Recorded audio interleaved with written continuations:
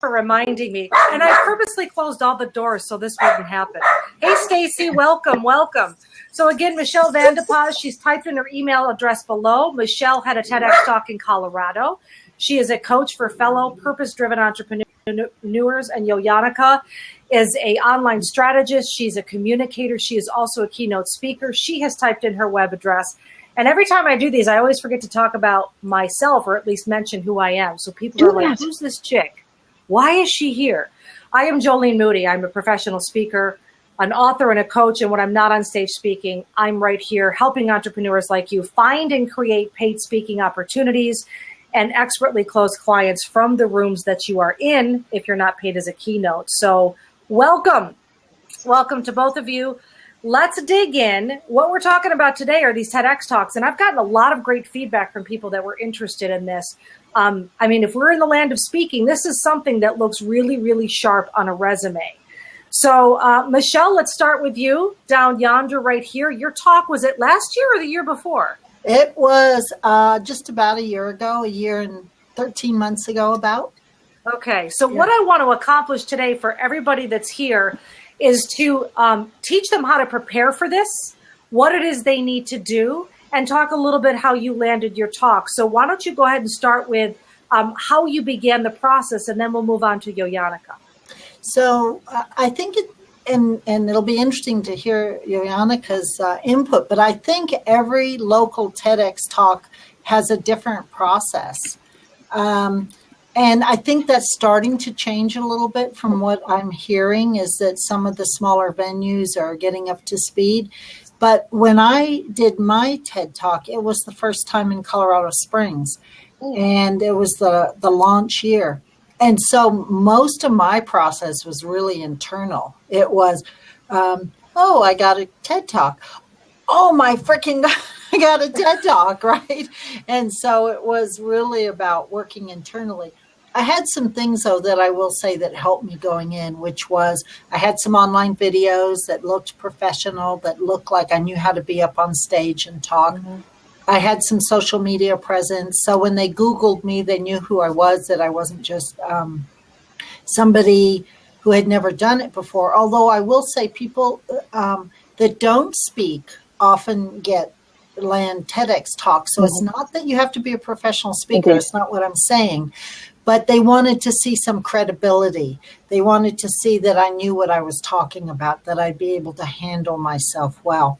In our venue in Colorado Springs, and this was a year ago, at that point, they didn't do any speaking coaching. They didn't do really any preparation. I think this year they did. So all the speakers had to come fully prepared. And we gave a synopsis outline of our speech about a week before. Maybe it was 10 days before, and that was the first time that they had heard our speech. So they were really looking for people that could step up to the plate and just go. Some venues, and we'll hear what you have to say, but I know some venues give speaking coaching, but ours didn't at that time. Yoleene, what was your process like, and where was your TEDx? My TEDx was in Delft, in the Netherlands. I lived for 7 years in Delft a few years ago, 17 years ago. And I was selected by the two curators of TEDx Delft. There are 3 curators from at TEDx Delft, and TEDx Delft is the second TEDx conference in the Netherlands. So first there was Amsterdam, which was the first one in Holland, and then came Delft. And at one wonderful day, I received an email of the curators, and they asked me to have a conversation with them, like this open conversation at my office, to discuss whether or not it would be interesting for me to perform a TEDx. So at that point, I had no idea which topic I would address. There were several topics that I could address, but I wanted to make sure that it would resonate with the public and with the purpose of the theme of the TEDx, because they were pretty much really very much professional and also really an oiled machine. Mm-hmm. And they had, I think, 5 or 6 speaker coaches for all speaker. So every speaker was teamed up with 2 speaker coaches. And we had, I think, 3 meetings in, I think, 6 or 7 months' time. So we knew well in advance that we were performing at TEDx. I signed the contract with the silent disclosure in May 2014, and I knew that I was going to be on stage in February 27th in 2015, like this year. Wow. Yeah. Wow. So 2 very diverse situations. I hear that a lot. I want to recap, and then Howard has a question. So just so we're clear, it appears every city, even every country, has something different. So this actually walks well into Howard's question. And Michelle, you would say both of you were contacted? Or no, Michelle, you applied? I applied. Okay. And Yoleane, you were contacted? Yes. That's fascinating. We'll dig more into that, but let's hop into Howard's question. He says, what qualities do you need before even attempting to land a TEDx talk? Okay. Shall I address that question? Yes, please. I think that what you need is to have a really good topic that can resonate with your audience. And as Joleene also already said, and Michelle also, it's not important to be like a seasoned speaker, but you have to be able to come across in a serious or candid way, and you confident have to be, too. Yeah, confident. Yeah, and competent and confident. But you don't have to be like this. Hello, I'm an expert, and I'm going to tell you. It's just about being authentic, and just really being honest and showing a part of yourself, because you're like any real good TEDx talk is a part of yourself. If it's not, it's not a TEDx talk. That's rule number 1. If it's not a part of you, but if it's like a business pitch, or if it's it's a no-go. It's a no-go. So what you're going to have to need as a personal asset for yourself is honesty toward yourself and your topic, and truly knowing that what you're about to say and the whole story you want to share is something that is not only valuable to you, or not just something like a life's event you encountered and you rose above the occasion, if that's a good expression. I'm not really sure, or some hardship you've encountered and overcome, but it has to be something that is valuable to your audience. Sure. And it's not just valuable because you think it's valuable.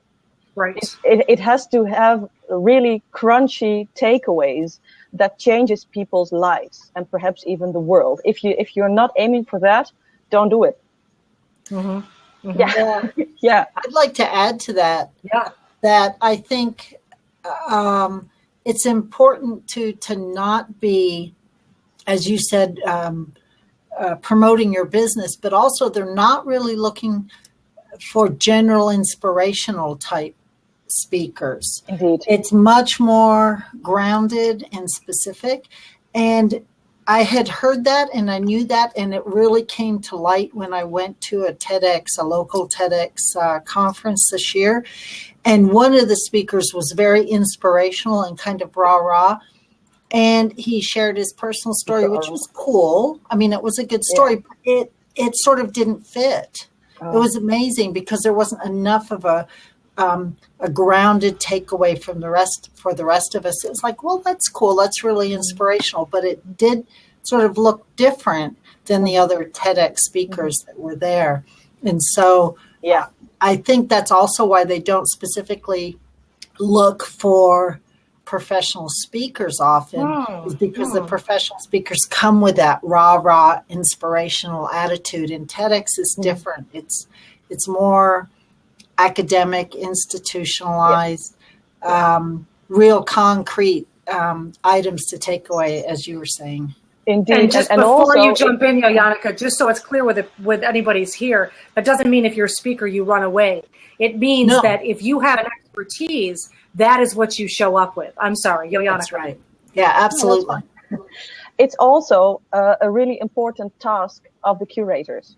It's an art in itself to select good speakers with good topics and make a program that's really inspiring and also practical and usable for the audience. Because you can't make everybody happy the whole day, but you can make something really interesting for people, and especially by sharing something about what you know or have experienced and some insight you have, whether it be scientific or otherwise.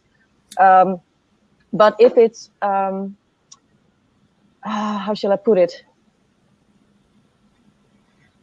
Yeah, if it's a really good combination of an insight of something you didn't know anything about, but you have changed your perspective on it, then it's good.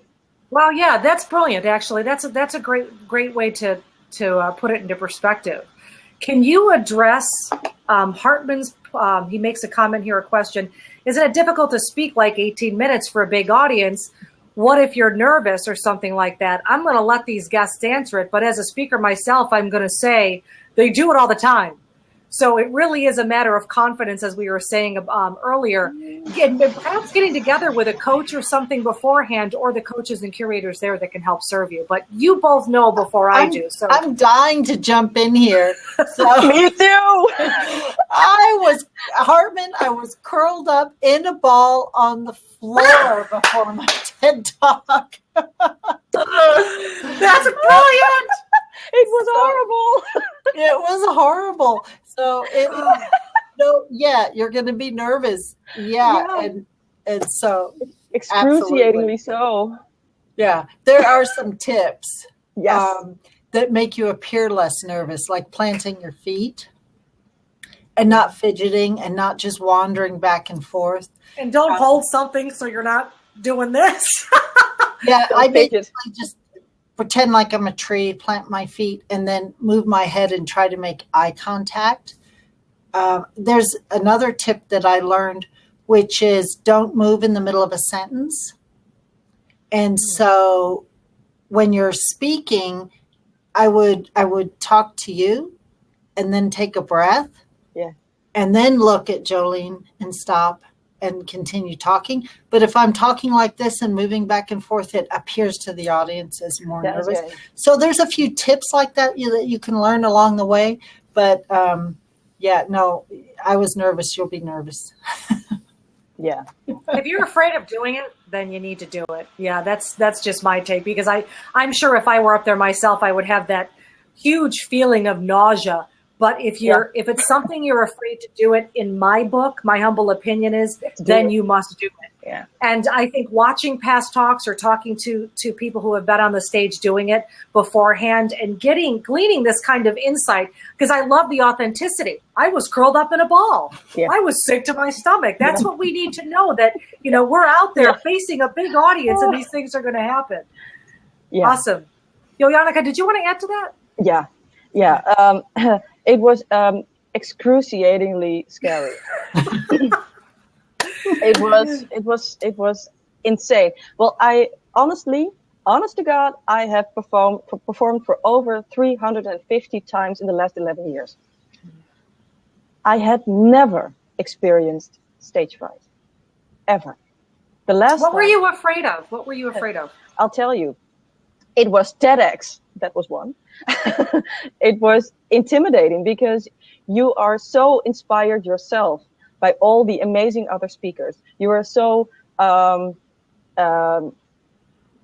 think, intimidated by speakers you have seen on YouTube being watched like gazillion times and blowing you away every single time. And by their heartfelt stories, by their minds, by their performances, by any nugget of beauty that's in there.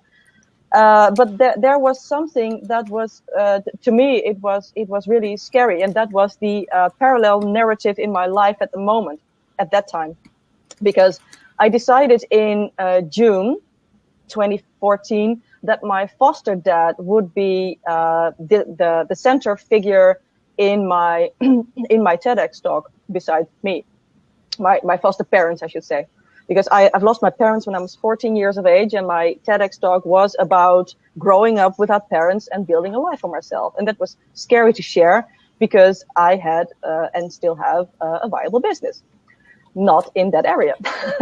So that was scary. Furthermore, when I decided that he was going to be one of the key people in my characters in my talk, I found out in July that he was terminally ill, and that he wouldn't live to see the TEDx talk.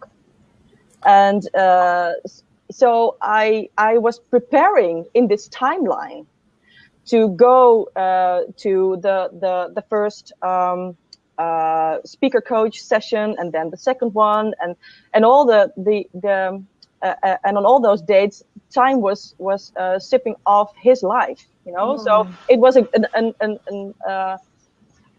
downward spiral for him, and a tension up builder for me. And that was really weird about the whole situation. So in October, I saw him, and we had a really good discussion, and I broke my silence vow, my contract for TEDx, because I wanted him to know that I was talking, I would be talking about him, because I thought he was like an amazing person, and he changed my life in a very, very big way. And he was honored. And he said, I'm not really sure whether or not I will make that date. And I said, well, you better be there, dead or alive. And he was, but he wasn't alive at that time. But he passed away on December 3rd. So that's the day after tomorrow, last year. Oh, I'm sorry. Yeah, so that was pretty hard. And I had to speak at his funeral, and I didn't have the opportunity to speak at my own parents' funeral. So it was the first time that I spoke at someone's funeral that was so very close to me. And it was absolutely terrifying and so immensely sad. And I've never, ever wrote down a speech in my life. And that was the first time I wrote down 8 sentences and holding on to it to be able to share the story. So, just to address him lying there in his coffin, and it was horrible. It was beautiful, but it was horrible and so very painful. And I knew, to add to this equation, that he would be buried on the cemetery 15 meters from the stage of the Technical University in Delft, where I was performing where I would be performing my TEDx talk. So I knew that once I would be on stage, he would be there like 50 meters from me. Yeah, and his wife on row 1. So I was completely terrified, because I wanted to do a perfect job, because he deserved it, and I deserved it, and my parents deserved it, and everyone in the audience deserved it. And did you? Did you do a perfect job? Yeah. I did. It was. I have never been as scared for anything in my life. And 20 minutes before my curtain call, I had this blackout, and my speaker coach said, "Well, we can't do anything for you now, so good luck." And I was like, "Oh my God. This is not happening." It was horrible. So I was standing there, and my TEDx talk starts with me holding a Valentine's card, and I called my director. I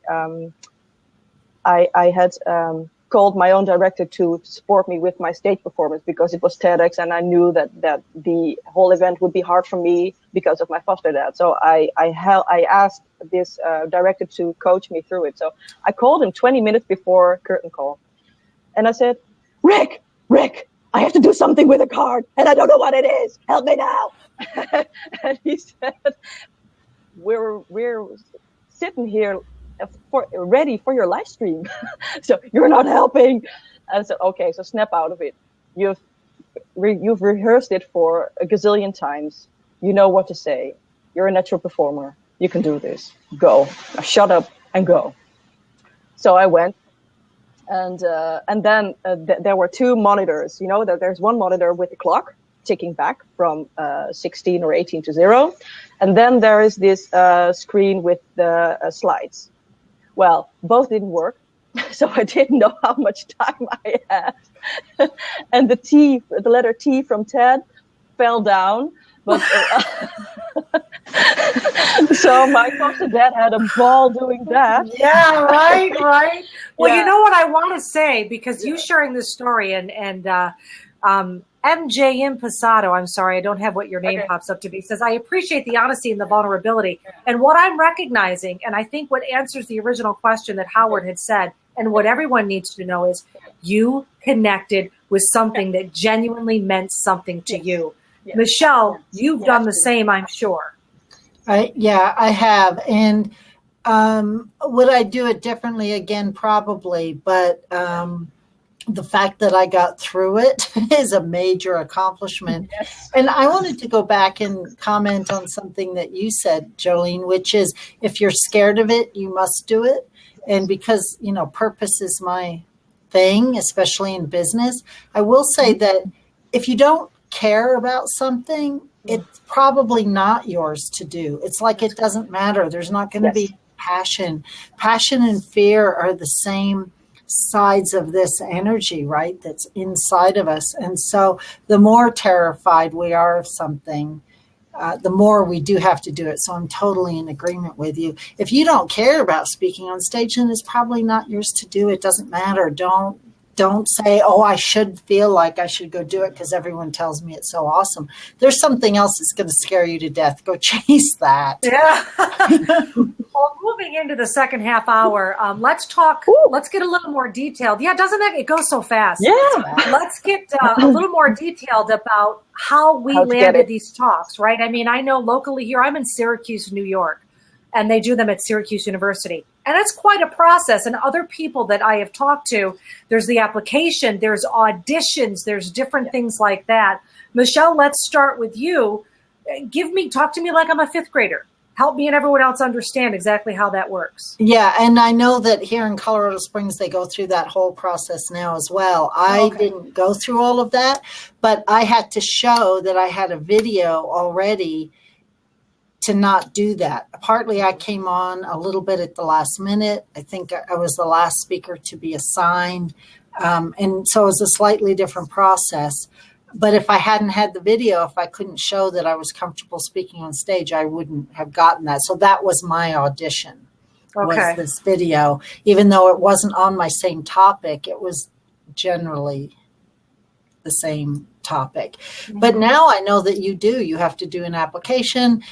For Colorado Springs, you have to do a video on your topic that you send in with your application, and then you have to go audition in person. And there were hundreds of applications this year for, half a dozen or a dozen spots, I guess. Yeah. And you had said earlier, too, both of you ladies had said, the topic you choose needs to be extraordinary. It's not just your traditional run-of-the-mill inspiration. How did you determine what you were going to do would attract their attention and bring you in? Is that for Michelle? And then we'll go up to Yoyanka. So I talked about, for me, how procrastination is sometimes a good thing. Mm-hmm. And that just because you're putting it off doesn't mean that you should break through that and go do it right away. And the title just sort of came, and it was a little bit bizarre. It was a little bit last minute. I think I got called in August, and I had to write the speech by the beginning of October when I was on the stage. So I had 6 or 8 weeks, something like that. And wow, 9 months for Yoyanka.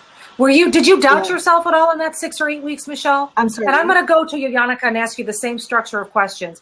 Did you doubt your topic or that it would be so compelling and so different? All the time, but it was too late. So, they had printed the brochures with my title in it, and I asked them if I could change the title, and they're like, no. So I doubted it up to the last minute. I was rewriting my speech the morning of the speech, right? And when I say I was curled up in a ball, about 2 days before, I called my sister and I said, "You just have to call them and tell them I can't do this." Right? I mean, the fear, and that's how I knew I was also supposed to do it, because I was qualified and I was prepared, right? But it's that fear inside.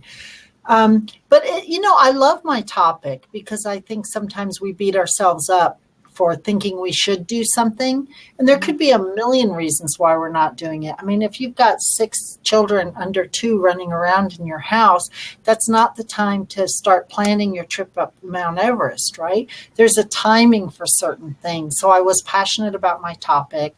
I'm passionate about allowing things to unfold in natural timing. And so that helped. And I gave a story that I could tap into as well, that helped me connect with the topic. Beautiful. And Yojanika, the process for you. What was the process for you? Tell us a little bit about that. And how did you choose your topic so you knew that it was unique? Okay. So you're asking me about my preparation? Yeah, you said you got a call, right? Someone called. Yeah. You were okay. I got an email first for the appointment to discuss whether or not it would be interesting to invite me, and then we were talking about several topics that I could address, like e-learning and e-learning innovation and learning online and what it means to learn socially. That was one topic. There was a topic about online presence, but I thought that was covered more than enough online already. And the third topic was my personal story, how I used my resilience to build a life for myself without my parents. And I really didn't want it to be like you said, Joleene, the next or the umpteenth talk about how someone overcame a certain hardship. But generic inspiration, yeah. I wanted to be really personal, so of course that element was in there. But I wanted to end with really practical, concrete tips, things that people can do to change things or the lives of young people who are struggling with the same thing. And I wanted them to be immensely simple, practical, not expensive, easy, and unavoidable. And so I was thinking about what those 3 things could be, and I discovered that they were pretty much universal for all situations that are open to people helping other people. And I thought that was really interesting, and so I dove into that solution, and I specified them, and I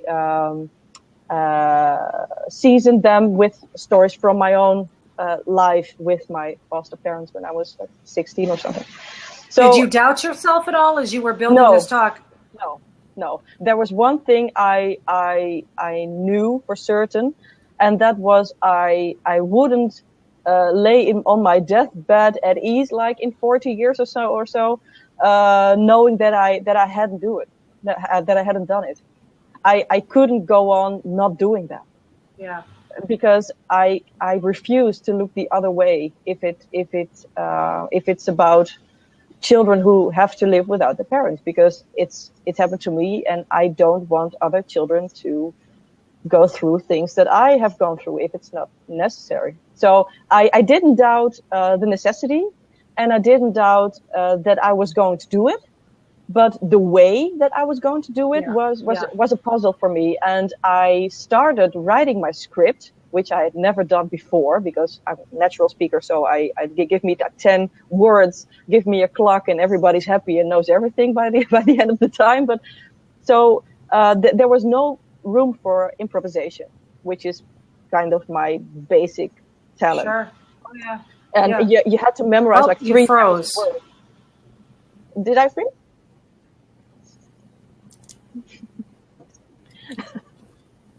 Did I freeze? You're not frozen for me, but Joleene is now. Oh yeah, she's frozen. Yeah, Yojanika, I'm gonna. Your heart's not open. Oh, there you are. Oh, thank goodness. We're here. This Well, Blab we is lost Joleene.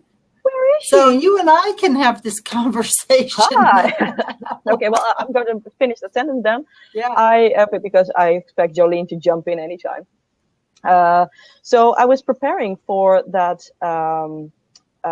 for that talk by writing my script, and the first time I read it out loud, it was 43 minutes.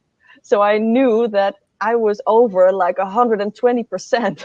So I had to cut back to at least 18 minutes and maybe more. So in the end, I cut back to 16 minutes and 20 seconds. And on stage, it was probably 18 minutes, but they cut something out of it because the tea from Ted fell down and I made a joke about it. Because I thought I have to use my improvisation to get my audience back, because people were laughing, and I thought that doesn't compute.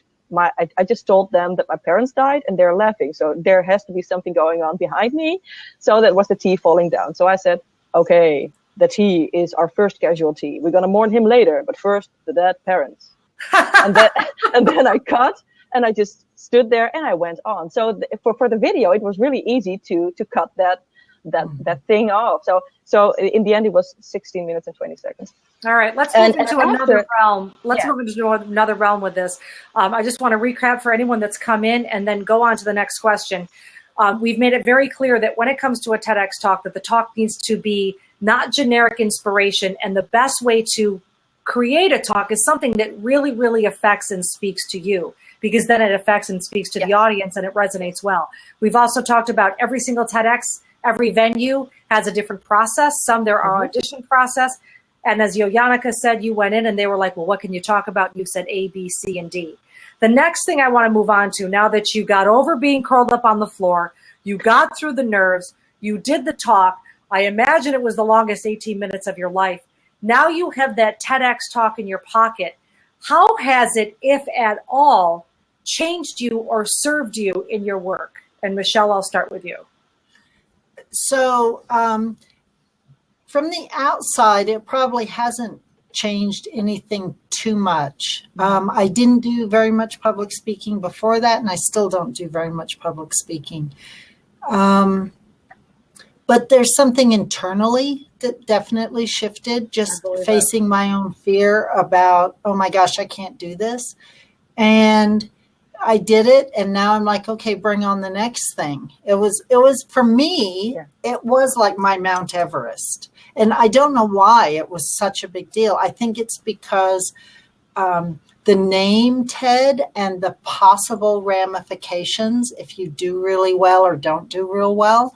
But the truth is, if you don't do real well, nobody sees it, right?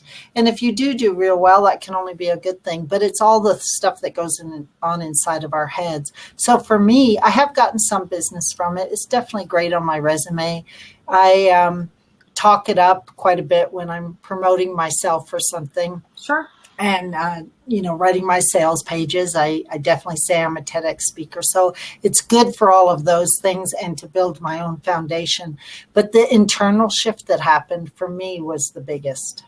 Awesome. Joleene, how about you? Yeah, also for me. So I completely agree with what Michelle is saying. Something internally has shifted, because I didn't have had any stage fright before, but this was my first time. And that was a really good experience for me. And because it meant that there was like this untapped source in me that had to be opened. And it was, and now I did that. So now I internalize that experience and I can use that in other speaking engagements. So that totally helped. And it also helped me to address the whole topic of fear. Because everybody is scared from time to time. Everybody is doing some scary things in their life, in whatever area.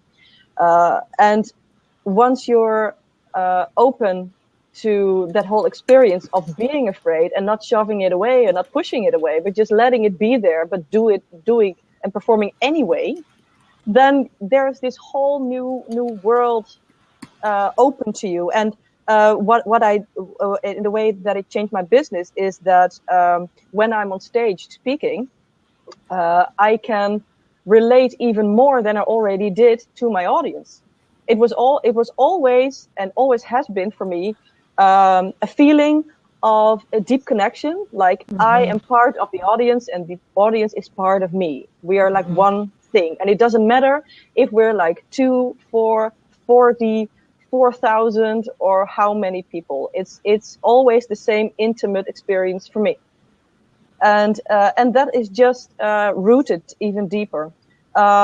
Some practical things that happened is that it's easier to explain what you're doing if you mention that you have a TEDx talk. What also happened is that some new clients asked me why I shared such a fragile topic while I'm an online strategist and an online teacher, and I always have the same question, the same answer, and it's because it's part of my personality and I can't ignore it. And if you're willing to ignore this or think less of me or think different about me, that's completely up to you. But this is who I am, and you're going to work with me or not. Vulnerability is king to me, or queen. Vulnerability is what matters. Some of us have talked about this on this side. If you are true and authentic and vulnerable, it can take you a million miles. Yeah. And what I did afterwards was I have like these business cards from Moo. Do you know Moo.com? Oh yeah, I get mine from Moo. Yeah, we all love I was looking for mine to show. Yeah, so I have like these different kinds, like for my online education and for iScope and iBlab, but also read the book and watch the TEDx talk. Excellent. So if there's someone I meet that is interested in that topic, I gave that card.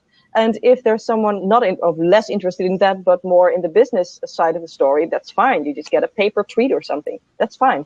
So I try to use the experience, but in a really okay way. It's not really like, oh, I'm a TEDx speaker and this and that, because there are a gazillion TEDx speakers. Really. And it is a big performance and it is a big deal. Yes, that's all true. But it all begins and ends with what you do to change other people's lives. Beautiful. Well said. Well said.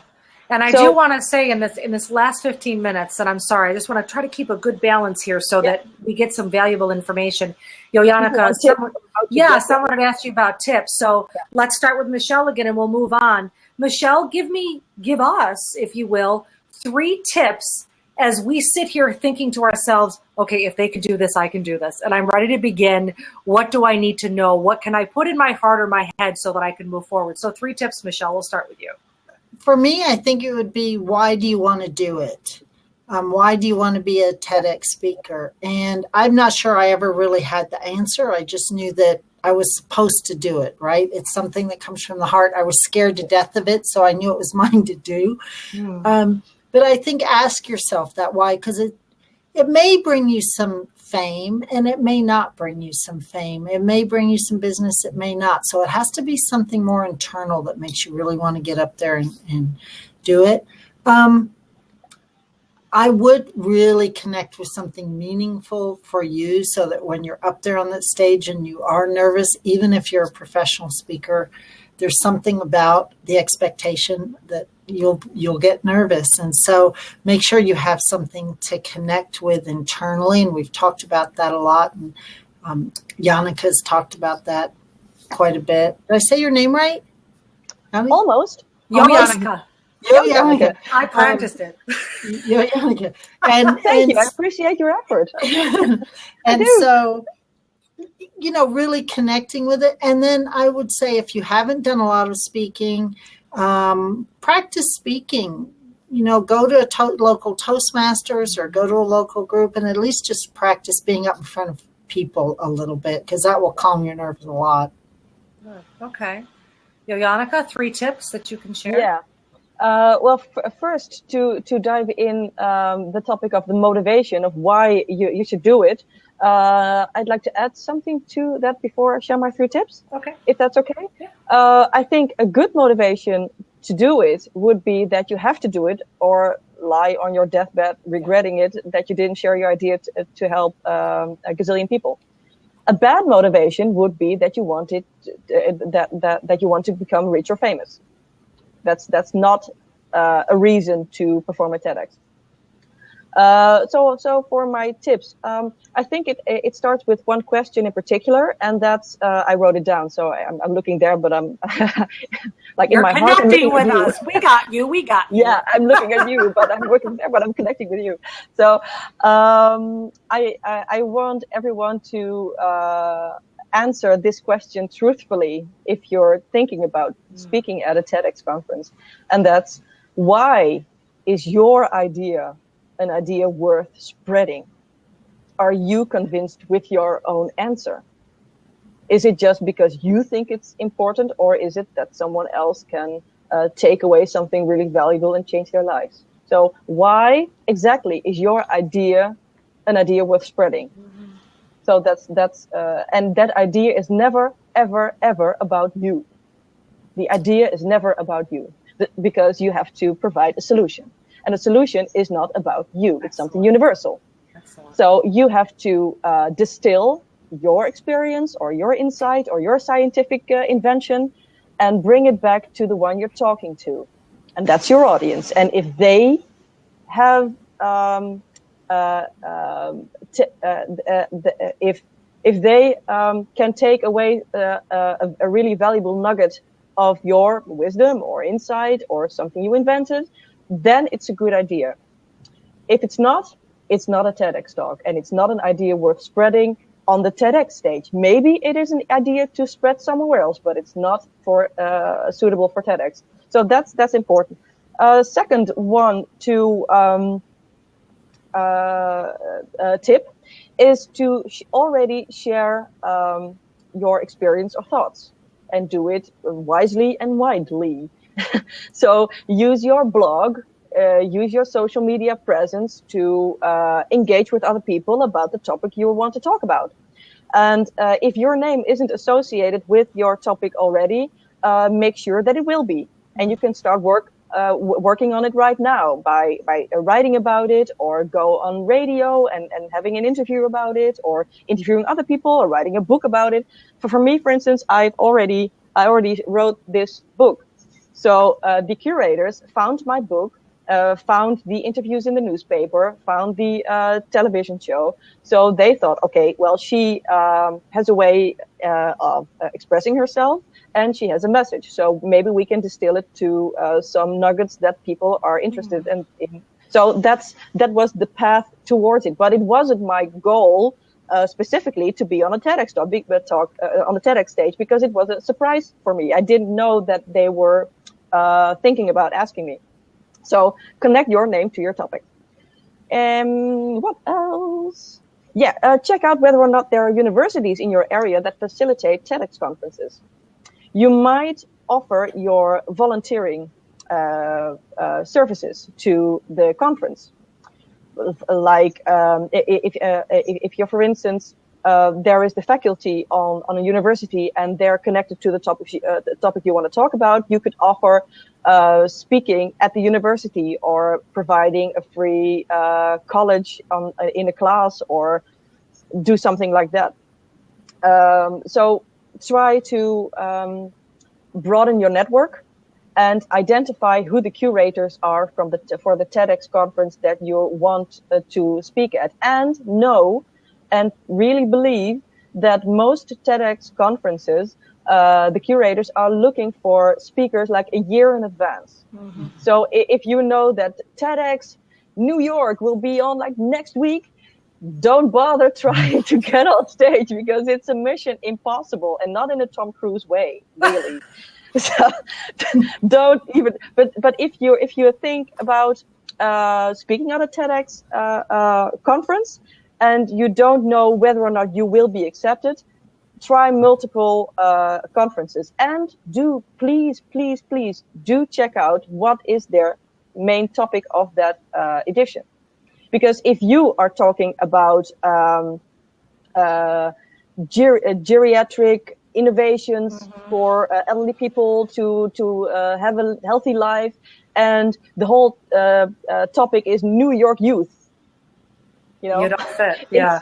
It's not really a match. So just aim for different kinds of stages. And also try to get comfortable with speaking, like Michelle already said, by performing at other stages or in a theater or on radio or whatever way to make yourself more comfortable. And what I also would advise, once you are selected or aren't selected for that matter, record yourself on video and see the atrocious first view of yourself speaking. So practicing the talk. Yeah, because it's horrible if you're recording yourself and seeing yourself back and think, this is not a TEDx talk, really. but it is going to have to be. So you're going to working towards that. So what I did was, because it was such a painful location for me, because it was the stage near my foster dad's grave.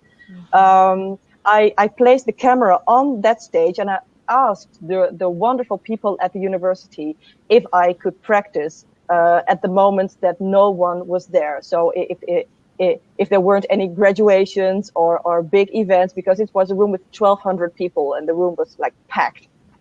I want to say just real quick, Kara made a point. She said, and this relates to you because your slides didn't work and the T fell down. She's saying don't rely on the slides. I watched a TEDx talk where there was someone who had something written on their hand. Oh. You know what I mean? And you can say, I'm like, he put notes on his hand. So I wouldn't do that. This guy did. I wouldn't do that. So thanks, Kara. I also saw some TEDx talks with people like reading like this. Yeah, this was what happened in my life, and I show up with confidence. Yeah, so you don't need a paper, and if you do need a paper, practice some more. Yeah, release yourself of the extra baggage. You want your hands free. You want to use your body. You want to use the stage, if necessary. Don't move around all the time, but be there, and don't just fidget with this thing and hope that everything will be fine. Right? I would say when it comes to practicing a talk, I know what I do, and it comes from my time on the stage in the theater, is I break it down into beats, because I know personally that, the slides have gone. Yes, I break it into beats and I break it into thoughts. And it's interesting when I watch different TEDx talks, sometimes in the beginning you can see the wheels turning and people trying to remember what it is they're saying. And then I think they get more comfortable and they move into it. But steps. Yeah. So in the last 5 minutes that we have here, is there anything that either one of you want to add? Something I should have asked you and I didn't, or a point you want to make? I'm going to check my notes. Michelle, I just want to say that not every TEDx talk is 18 minutes, and don't feel like you have to talk for 18 minutes. Some of the most brilliant TEDx talks are 3 minutes, 5 minutes. 10. Yeah. And so 18 is the maximum amount of time. So even if you have something short there, go look on the TED website. There's lots of really short TED Talks that are brilliant. So I wanted to mention that. And then the other thing that I would say is don't rely on having your confidence. Just rely that if you're called to do it, if there's fear, if you feel like you will be on your deathbed and regret it if you don't step up, just step up and you will work through the fear. Call anybody that you need to call and have them help you to just work through it. Awesome. Jonica, anything you want to add? A point you want to make? Something I should have asked you and I didn't? Well, as Michelle said, show up. that's and not only on that stage, but also in the whole process before that. Accept your vulnerability, accept your shortcomings, and trust that the story that you want to share has to reach the world, whether it be on a TEDx stage or anywhere else. If you're confident in that, the rest will come. And if you stutter a bit, like I am prone to do, it's not a big deal, really. If you're scared, people in a TEDx audience really want you to succeed. They're all rooting for you. They all want you to have a great time, and they want you to give them a great time and this really valuable stuff. So trust in that, and share the core message in case of a blackout, perhaps, in a way that is comfortable for you. So what Joleene already said or introduced, make steps.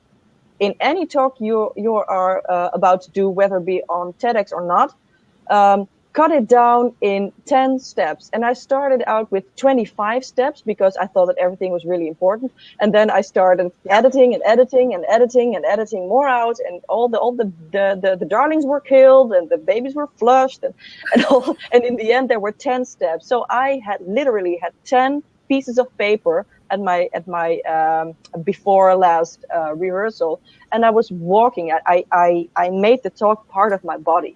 Like every step, I took 10 steps. The first step, I started talking, and at the 10th step, I was at the end. And then I knew this cannot go wrong because it is in my body. And all I have to do is let that out. I want to speak to that too, because I memorized mine walking on the treadmill. Yeah. Same thing, to get it in my body. So that was another, I think that's really important. It's powerful. All right, my loves. Time is just about up, and I always like to try to stay within the 2 and 3 o'clock hour.